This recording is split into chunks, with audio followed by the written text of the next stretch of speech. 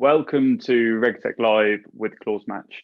We are now back to a slightly longer format, running 20-minute live discussions once a month, still with leading industry experts every Thursday lunchtime. Today, I'm joined by Patrick Boscher, a strategic RegTech advisor and startup angel, to talk about the topic of RegTech strategy design. Patrick, thank you for joining. Thanks for having me. So I'm about to use words that some may see as not being typically synonymous with regulatory compliance, but you have had what looks like a fairly exciting and interesting career in the space. Can you tell us a bit more about yourself and how you've ended up as a now RegTech advisor and angel investor? Oh, yeah, absolutely. So I basically spent the last 10 years already in, RegTech. So back then the term didn't really exist yet. So when I started as an IT guy within a compliance department for one of the largest financial institutions in the world, and basically grew the topic from very, very easy and minor topics to really the broad spectrum that we say in the end we really have a regulatory compliance technology function for the entire group. And over the time, of course, we got a lot of experience about what works, what doesn't work, and that's also why the experience that helped me to say, look, I want to take this to the next level, not only in corporate life. And this is also when I last year decided to say, hey, I want to work together with the startups, with those guys who really drive innovation, who want to bring RegTech to the next level. And this is when I started my own advisory practice. Of course, also supporting the large players on their strategies. But to be honest, most of the time I really spent with startups and their cool ideas and their projects. Great.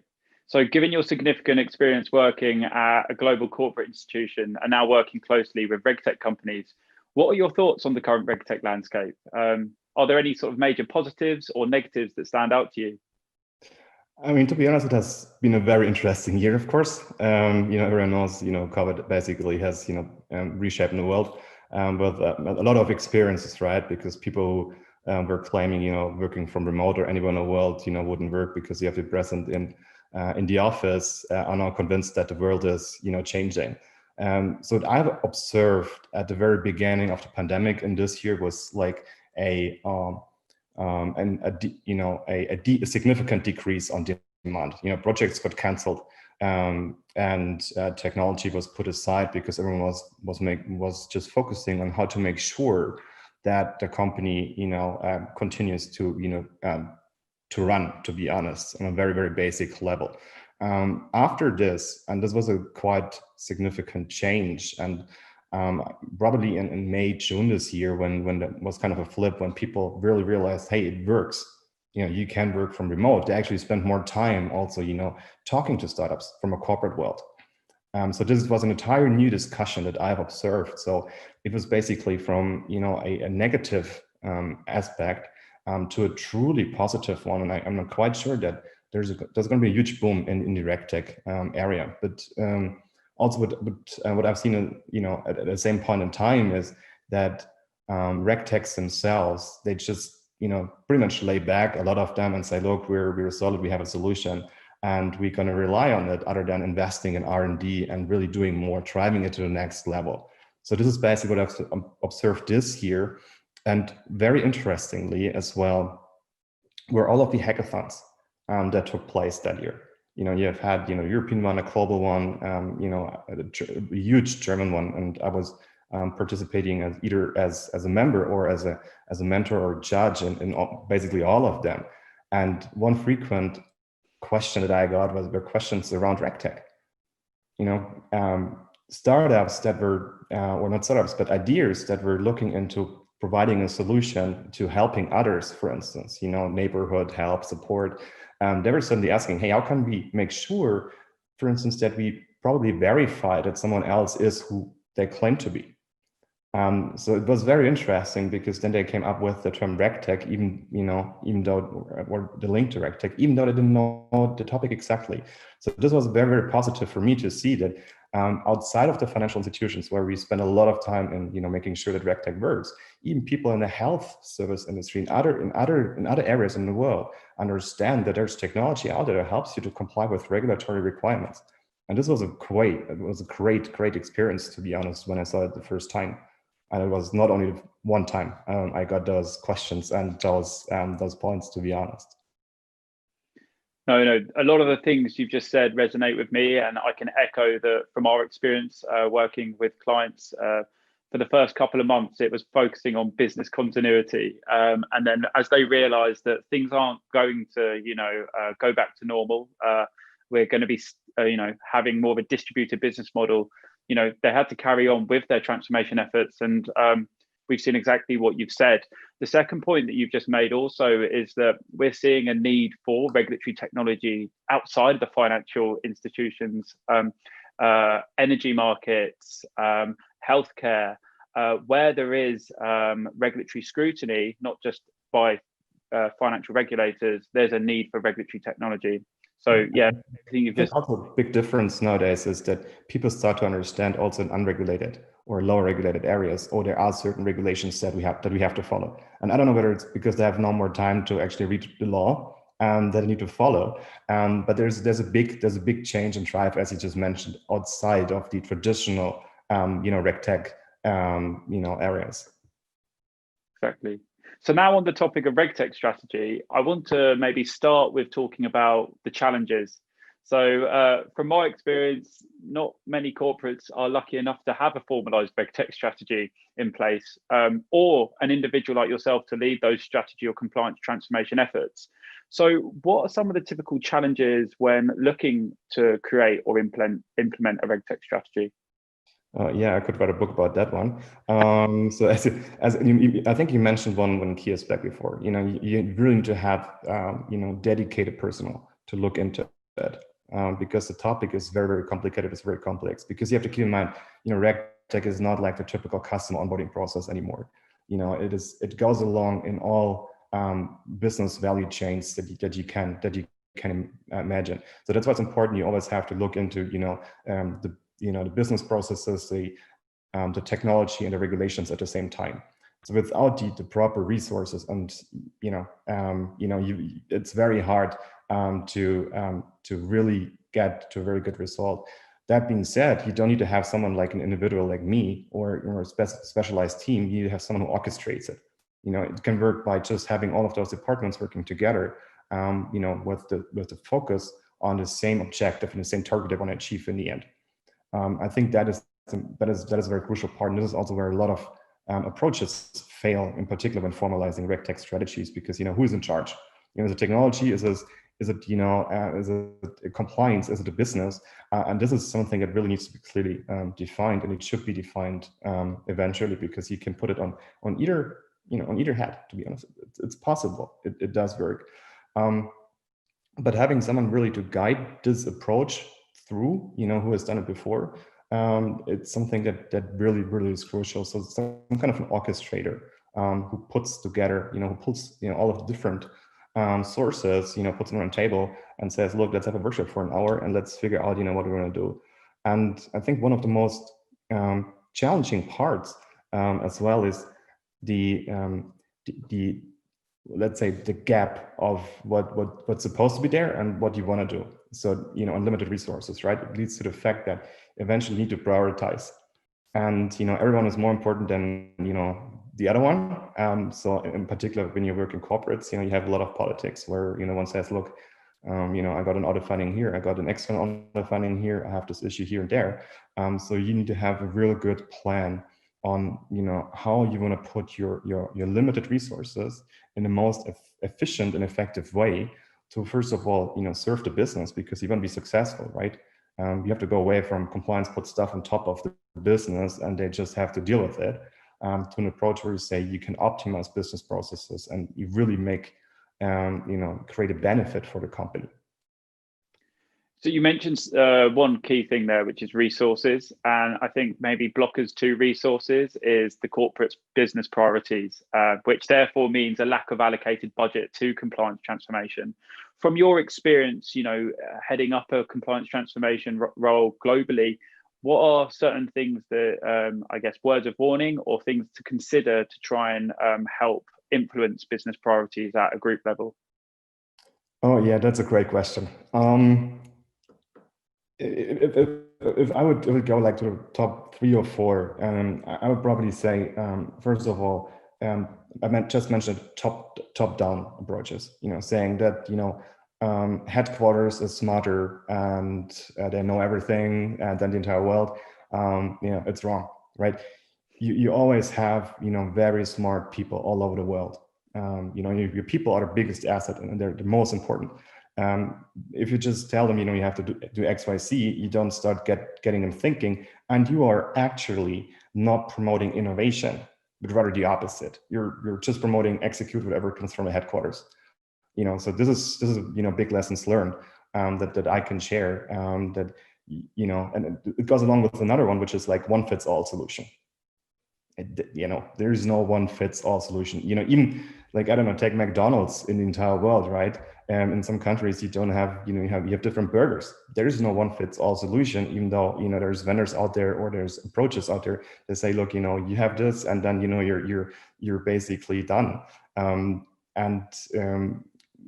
Maybe a third one that's like very interesting is like, we have always been doing it like this. So this is something probably, I don't know how many times in my career I've heard that sentence. I was like, okay, that's great. We have always been doing like this. But my answer to this is, that automating a stupid process remains a stupid process. It just makes it faster. So that's probably some of those words probably we were looking for. No, they're absolutely brilliant insights. I mean, the good news is that I think in general regulatory technology budgets are increasing, and with that, I think we will start seeing more formalized RegTech strategies being put in place. So for people listening who potentially are at that stage, where is a good starting point? Who needs to be involved? How do you prioritize transformation across that full regulatory compliance value chain? What are some of the, I mean, there's a lot of questions there, but what sort of key points are there to consider there? Yeah, so certainly it doesn't start with RPA. That's like the typical answer of the typical advisor or consultant would come and say, look, let's automate some processes. I can tell you, no, it's definitely not. Whoever automates a process, again, is just doesn't have the right ecosystem in place. One really needs to look into a lot of different dimensions, and we've talked about it before, right? I'm currently finalizing a paper on it. Yeah. To really define how to set up a proper a RegTech strategy for corporate or large corporate. So I'm trying to squeeze it a little bit in terms of time, because I cannot reach just a couple of pages now, but it's going to be available quite soon. So eventually, what you need is you need to always have in mind certain dimensions that you have to look into and take into consideration. It sounds a bit like an abstract model, but it will make sense eventually. Because you have to look into, as I mentioned before, the business processes, the business, right? Put the business first. The approach that I'm taking is, compliance is good and is helpful in terms of providing the guidance from a pragmatic interpretation of law. But eventually, you want to make sure that your company is successful. So your business should trigger and start. And should be the starting point of figuring out what do you actually need in terms of control. Then, of course, technology, lean technology, smart ecosystems, no RPA, APIs. Make sure your systems can communicate with each other. Make sure you have something that really makes sense from bigger picture and not isolated solutions which are not connected to each other. Biggest topic, of course, data. I don't need to raise this, right? The typical topic anyhow. Of course, regulations, as mentioned before. And then most importantly, and this is what our starting point is for a proper RegTech strategy, is your people. If you're in particular dealing, or if you're operating in a large financial institution, you're working cross-border, you're working on different continents, different time zones, you cannot manage everything for the entire world. So what you need to have is a strategy on how you can get your people distribute the message throughout the world. And this is exactly the approach that I'm focusing on, and I have been focusing on, because I think it makes most sense, right?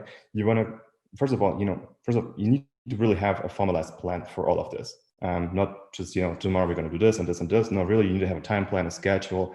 And this is a very complicated exercise. To be honest, really, specialists can help a lot, in particular for people who haven't done it before. But you want to get those innovators and those early adopters. You want to convince them. You want to incentivize them.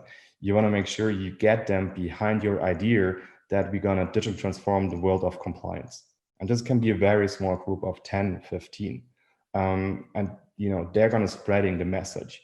On the other hand, what you need to understand is that, and this is very hard to say, but you should just leave the last quarter behind.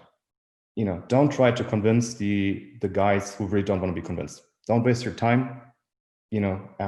Focus on those guys who are your promoters, and this is gonna trigger the idea. This is gonna trigger the message throughout the world that says, hey, let's do something, here and there and here and there. It's not top down anymore. But you will see that ideas are coming from all over the world that you then can promote and you can share with others. And this is, one part of, how you can really change it. The other part is, and this is, next to people, of course, you need to train them and so on. But again, get your promoters, they'll take care of it and follow your principle.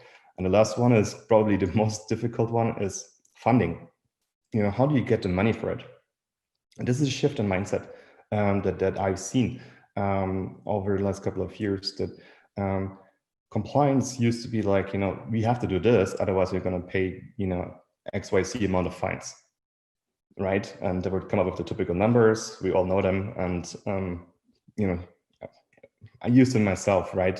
Before I changed the way that I'm operating stuff. But the good thing is that if you take a different approach, you start with the business, you try to make the business more efficient, faster, quicker. You can define KPIs, you can define KRIs, you can define success factors. And eventually you can say, look, this is how it currently looks like. Now, everything is manual. It can be, let's say, an underwriting process or, whatever, or a payment process.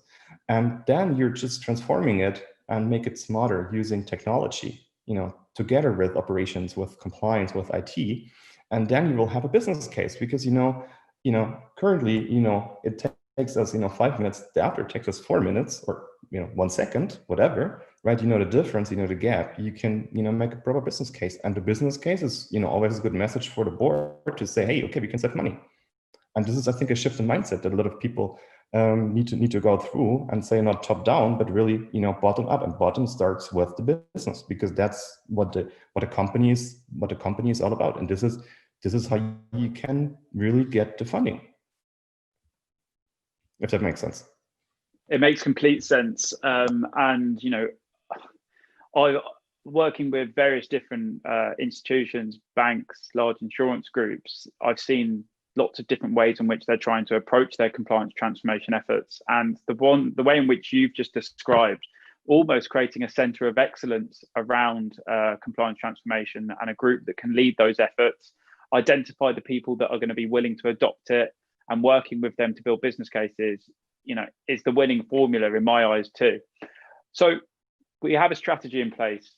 How does a corporate actually go about defining the requirements for selecting RegTech vendors? Yeah, I mean, I couldn't go into much detail, right? And I've described it more detail in the paper that I'm going to be publishing. At the outcome, when you go up again, from the business perspective, what needs to be done. Eventually, you'll get to a point where you look into what kind of data points are required. And from this one, you will look, okay, what is the technology that you need from a high level perspective, and then make sure the technology stays in an ecosystem. As I mentioned before, and this is the kind of very important thing that you really need to make sure that everything is consistent. And if you have two different business processes and you take the same approach, you'll come up on a layer where you say, look, this data set and this data set, for instance, they're overlapping, right? If you're, it makes sense if you have to sometimes look into different processes that they take the name from, very, very easy one, right? So, why do we need to have two different solutions if there's something that is overlapping? And this is how you can, first of all, reduce the amount of vendors you have. And secondly, create an ecosystem, around it. So we talked about sort of RegTech strategy design, the challenges that can come with it. What can RegTech companies do to maybe make sure that they're more aligned with a corporate strategy and help, I guess, further improve their adoption? Yeah, that's a question I hear many times. The challenge is that one needs to make sure they're speaking the same language. And when you take a typical RegTech right now, there and also the slide pitches and what they have, it is fairly technical. So they're talking about, as I was talking myself right now, right, about ecosystem, infrastructure, fancy new technology, machine learning, throwing, you have 10 slides, throwing as many buzzwords as possible to catch those guys on the other end. That doesn't work. So from my experience, what helps most is if you have on a RegTech side someone who understands really not only the technology but also the business and compliance. You need to make sure that they're speaking the same language. You understand what the company is really asking for. And just giving a sales presentation that says, look, we have the new innovative solution that solves all of your issues, and would say, okay, thank you very much, there's the door, I'm going to go for lunch now, because it really, you have to talk and speak the same language, and it's increasing. So I see it more and more that really people from the industry go out and support RegTechs and those companies. Like I do, right? On the other hand, there's also a lot of education within RegTechs. Who take, for instance, the ACAMs who say, look, I want to learn this. I want to, please give me this and this information, but also about the business, right? How does insurance work? How does finance work? How does we talked about it before, right? How does international cargo work? Right? If you don't know, try to figure it out. There's a lot of stuff and information available all over the world. So this is one part. The second part is you need to understand. So RegTech should understand the bigger picture, because right now they're focusing on one specific need or issue, because most RegTechs are in a niche, and maybe this is also positive to mention that the ecosystem is increasing. So they're more collaborating with each other, to create joint and common solutions, in particular data providers and technology providers, right? They have always been doing this, but also technology providers and technology providers, which is a great trend to see, because this eventually really helps you to make sure that you're not only talking about a specific niche, which again is another island in the big sea of compliance solutions that that a corporate needs to manage, but you have something that's more solid, it's more orchestrated. So if you're able to demonstrate that you really know what they're talking about, it helps. And it never hurts to ask the question, hey, what is your RegTech strategy? I don't recall anyone in my entire life, in my previous life, to have asked me, like coming from a RegTech company, hey, Patrick, what is your strategy? Where do you want to be in 5 years? They're coming to me and say, hey, Patrick, those are your 5 biggest issues. I have the solution for it. And I'm like, okay, how about you ask me what my issues are? Then we can talk about it, because I can promise 4 out of 5 you get wrong. So this is the part where where they have really some room for improvement, as well as making it easier for corporates to operate and act with RegTechs. So for instance, getting rid of that there's a typical those onboarding or those workshops, we sit together and we discuss how we can help and support, and they would charge you like, I don't know, a very low number. But if you know the corporate life and the policies and procedures to get just the signature under this document, it's going to take 2 or 3 weeks. So RegTech should take this as an investment and should say, we do this for free, just to get the information that you were just asking me for. How do you get it? You just go there and ask. Offer something, you get something in return. Patrick, thank you for taking the time to speak today. As you can see, I've been jotting down lots of notes. It's all very relevant to me and, doing my job better. So it's been lots of food for thought, and I'm sure everyone else listening has found it very interesting. Thank you also to everyone who listened in today. You can find the rest of our RegTech series on our YouTube channel, and you can also set yourself a reminder for our next episode in one month's time. Thanks again, Patrick. Thanks for having me. Thanks, Brady. Take care.